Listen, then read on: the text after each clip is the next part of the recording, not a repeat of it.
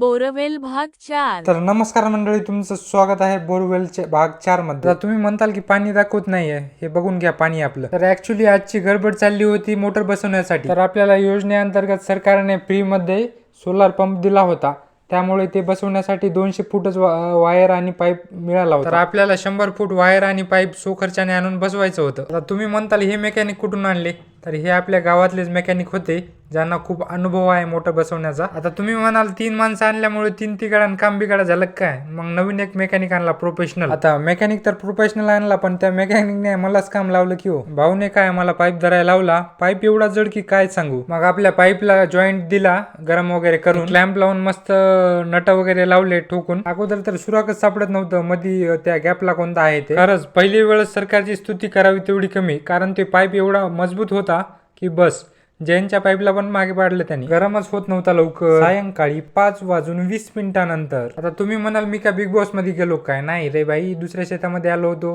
आता इकडच्या शेताकडे येण्याचं कारण म्हणजे इकडचा कापूस होता आणि बाया पण होत्या कापूस वेचायला। मग काय आपल्याला कापसाचे गठुडे नेऊन ठेवायचे होते बस स्टँडला एका दुकानावर।